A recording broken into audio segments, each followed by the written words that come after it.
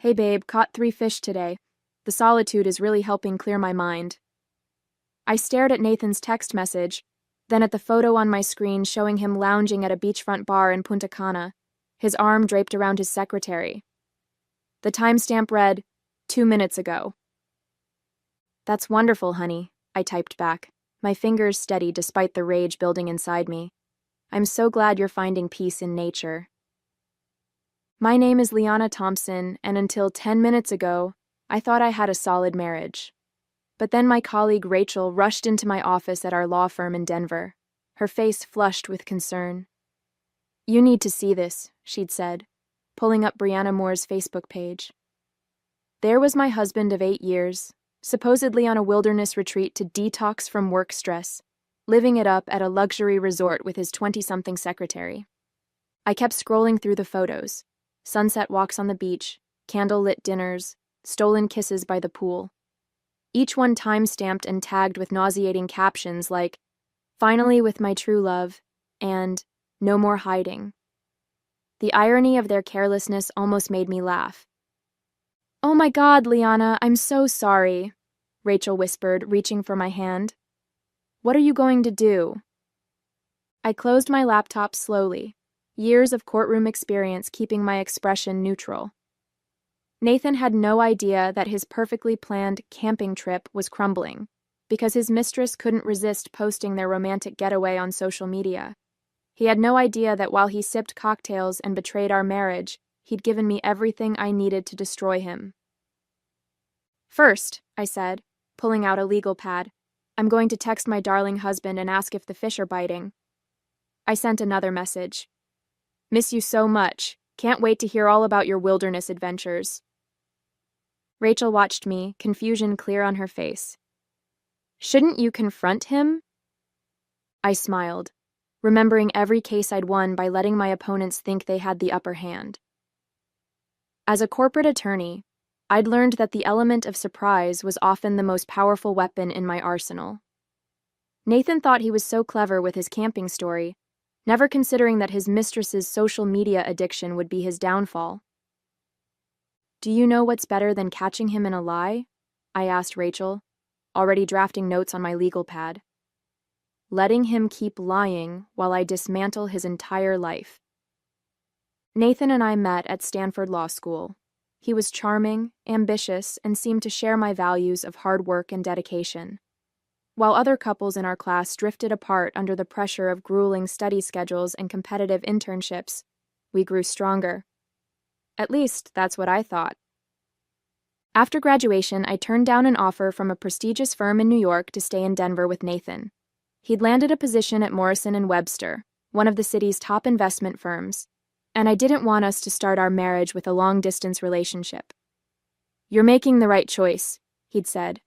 "We're a team." I found my own success at Lambert & Cole, quickly rising through the ranks to become their youngest corporate attorney. Nathan seemed proud of my achievements, though looking back, I noticed how his smile would tighten whenever clients specifically requested me for their cases. Our marriage wasn't perfect, but whose is?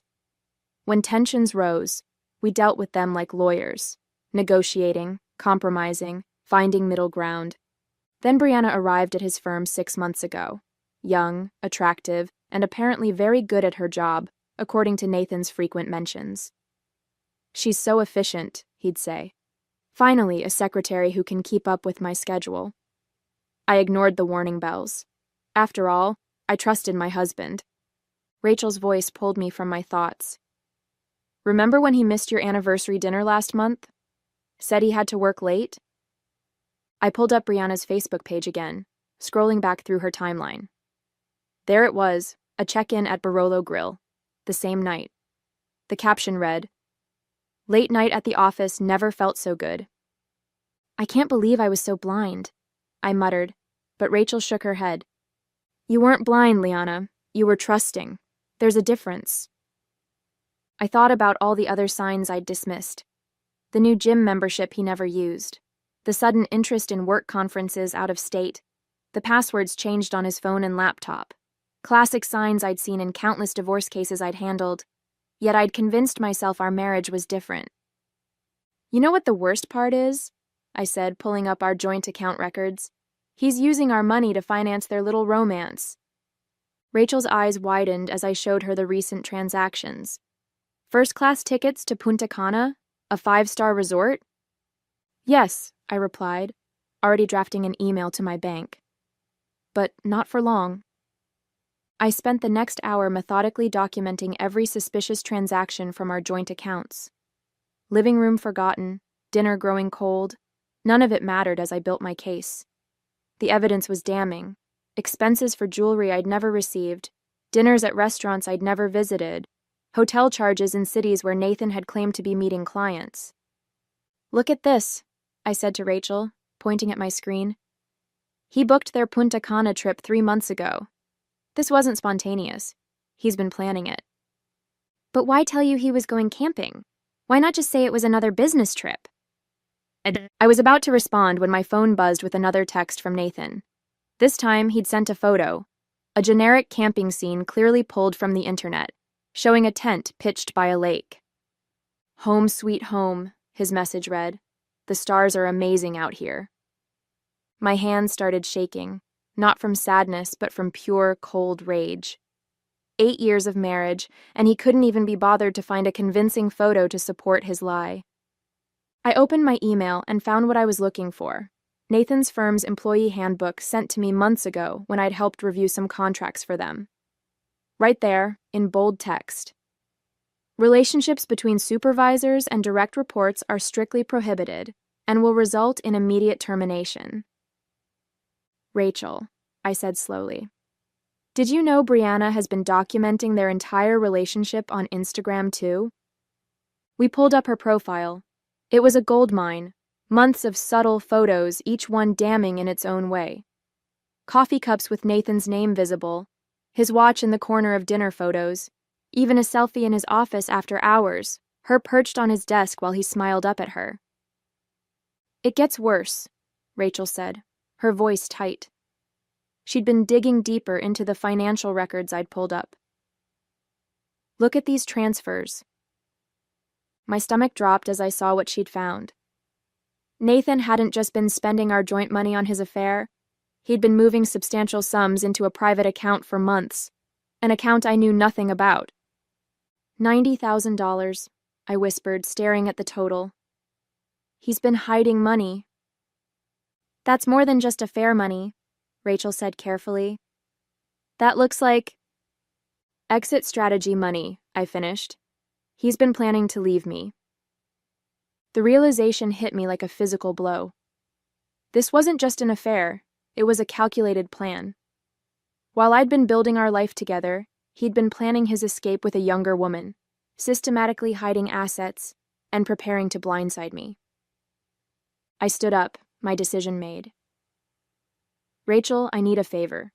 Can you cover my meetings for the rest of the week? Of course, she said. What are you going to do? I picked up my phone, composing another sweet text to my husband about how much I missed him. I'm going to make him wish he'd never learned how to lie. The next morning, I walked into Harriman Credit Union as soon as they opened. The manager, recognizing me from the corporate accounts I handled, immediately ushered me into his office. Mrs. Thompson, what brings you in so early? I need to discuss some suspicious activity on my joint accounts, I said, sliding across printouts of Nathan's transfers.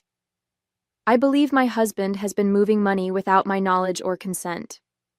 Within an hour, I had frozen our joint accounts and transferred my personal assets to a new, secure account. Nathan wouldn't discover this until he tried to access the money, likely when it was time to pay for his romantic getaway. Back at my office, I began phase 2. I called Nathan's firm's HR director, Susan Mills, an old client of mine. Susan, I need to discuss a sensitive matter, I began. It's about Nathan and his secretary.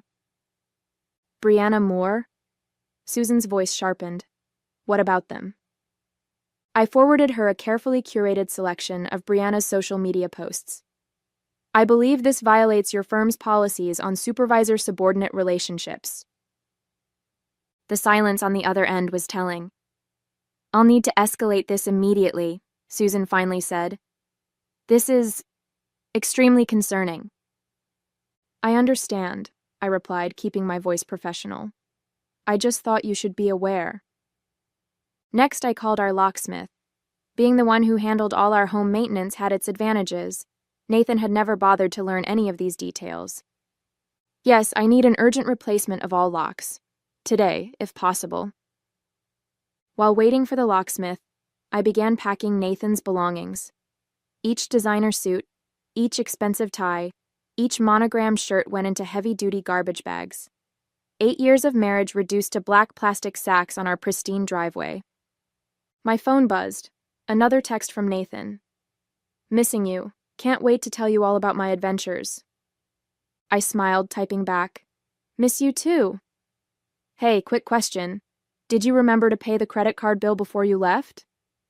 His response came quickly. Of course, honey. Don't worry about anything. Another lie.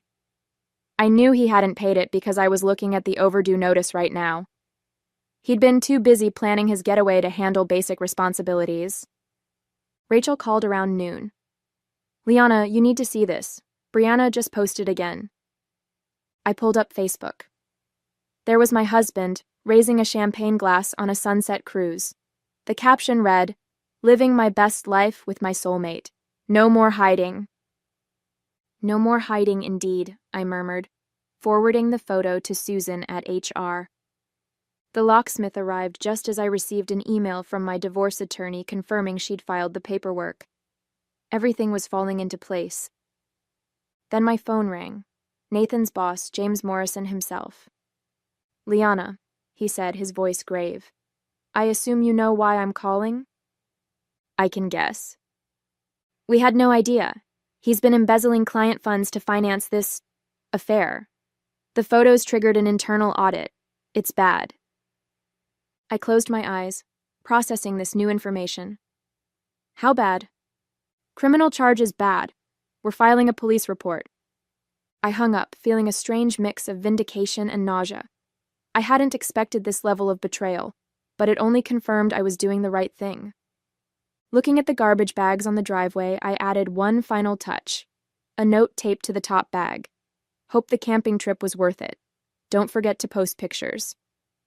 I was reviewing the final draft of my divorce filing when my phone lit up with a call from an unknown number. Something made me answer. Is this Liana Thompson? A woman's voice, unfamiliar and nervous. Yes, who is this? My name is Sarah. I was Brianna's roommate until last month. There's something you need to know. My heart started racing. I'm listening. This isn't the first time they've done this, Sarah said. Brianna, she and Nathan, they've pulled this scheme before, at his last firm. I sat down heavily in my office chair. What scheme? They target wealthy executives, get compromising photos, then threaten to expose everything unless they're paid off. But this time was different. Brianna actually fell for Nathan. She broke their pattern, started posting everything online. He's furious. The room seemed to spin. I thought of the money Nathan had been moving, the client funds he'd been embezzling.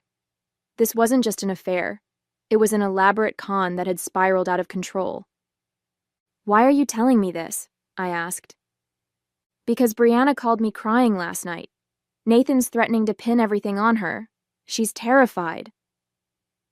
I hung up and immediately called James Morrison back. James, we need to talk. This goes deeper than you think. Within an hour, I was sitting in his office laying out everything Sarah had told me. James looked physically ill.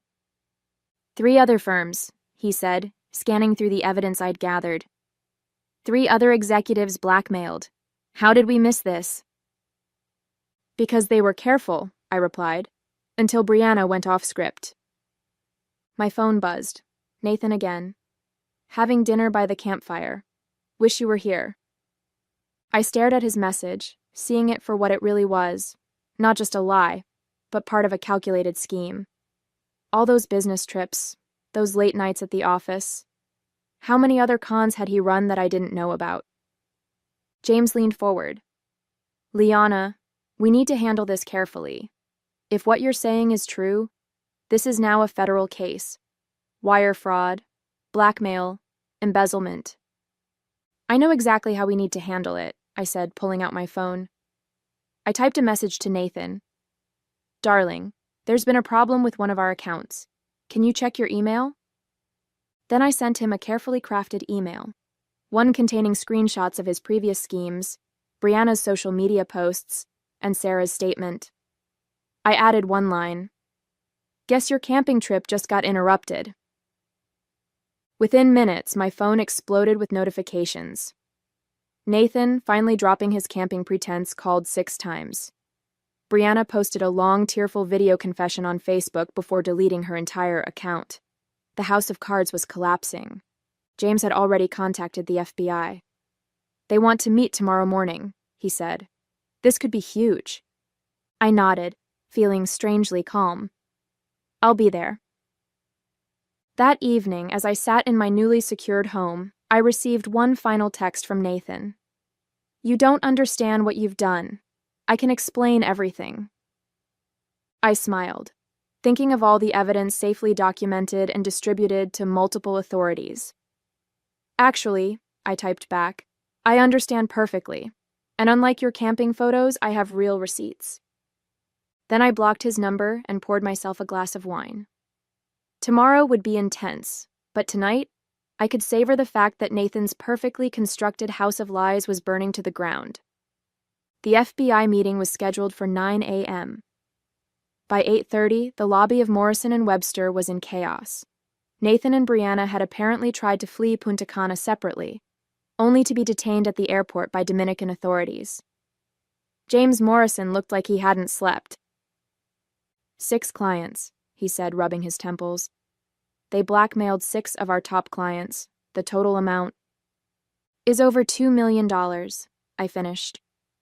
The forensic accountants had worked through the night. And that's just what we've found so far. Agent Phillips, a sharp-eyed woman in her 40s, spread photos across the conference table.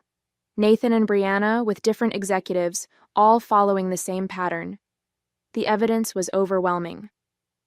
Mrs. Thompson, she said, your husband and Ms. Moore will be extradited within 48 hours. But we're more interested in the money trail. Those offshore accounts you found.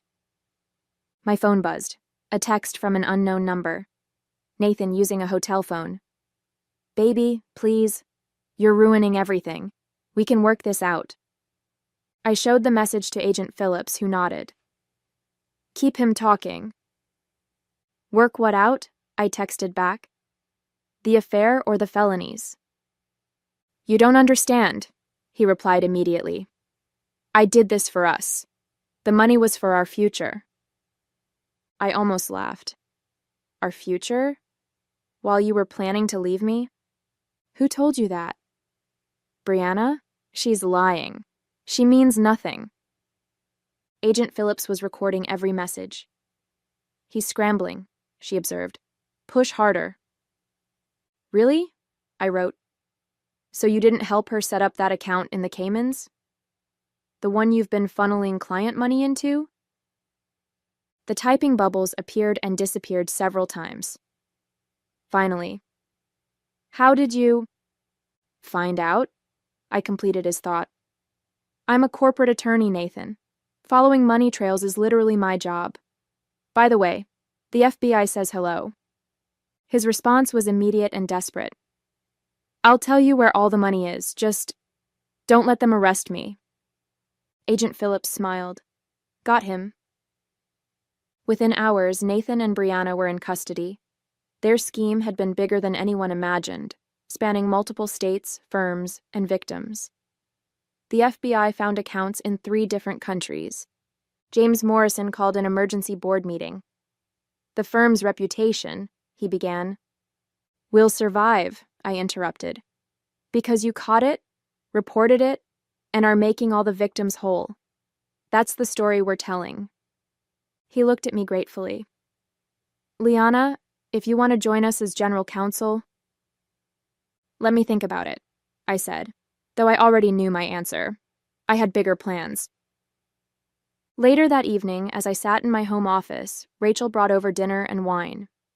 So, she said, I heard Nathan's trying to plea bargain. I nodded. offering to testify against everyone involved in their previous schemes. Apparently, there were more victims than even I found. How are you holding up? I looked around my office, at the degrees on the wall, the case files I'd won, the life I'd built. You know what's funny? He always treated my career like it was a hobby, something I did to pass time until we had kids. He never realized that all those skills, all that experience, it was exactly what I needed to bring him down.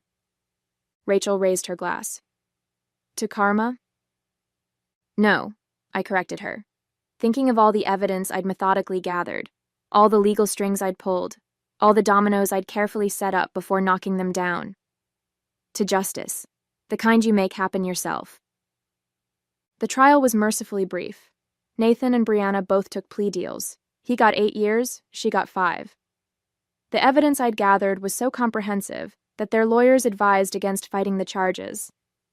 In the end, the man who'd spent years manipulating others couldn't talk his way out of this one. I sat in the courtroom during sentencing, wearing the same deep blue suit I'd worn during our first law school mock trial. Nathan couldn't stop staring at me, his face a mask of disbelief and desperation. He'd finally realized that while he was playing checkers, I'd been playing chess. Your Honor, he tried one last time, my wife and I could work this out privately. Judge Matthews cut him off. Mr. Thompson, your wife isn't pressing charges. The federal government is. And we have evidence of multiple counts of wire fraud, blackmail, and embezzlement. I didn't stay to watch him being led away. Instead, I walked out of the courthouse into the bright Denver morning, feeling lighter than I had in years. Morrison and Webster had already promoted me to general counsel, with a corner office and a team of my own. But more importantly, I'd started a side project, a consulting firm helping companies identify and prevent internal fraud. Turns out, there was a huge market for someone who'd uncovered one of the biggest corporate blackmail schemes in Colorado history. Nathan's last letter arrived a week later. I dropped it in the shredder unopened. Some chapters don't need a final page. They just need to end. The media coverage eventually died down, and my life settled into a new rhythm.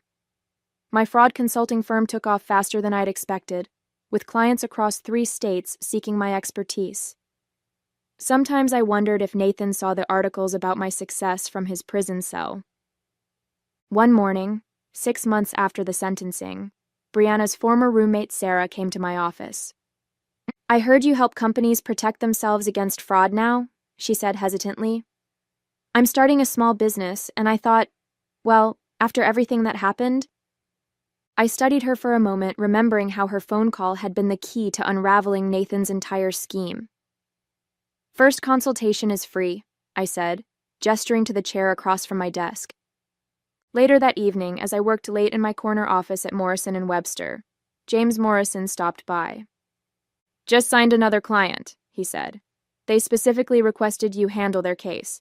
Said they heard how you handled the Thompson scandal. I smiled at the irony. Nathan's attempt to destroy me had instead become my biggest selling point. You know, James added, he tried to write to me from prison, wanted me to convince you to answer his letters. I kept typing, not looking up. And I told him you were too busy running 2 successful businesses to read prison mail. I finally looked up, catching my reflection in the office window. The woman staring back wasn't a victim or a betrayed wife. She was a survivor who'd turned betrayal into triumph. Perfect answer, I said, and went back to work.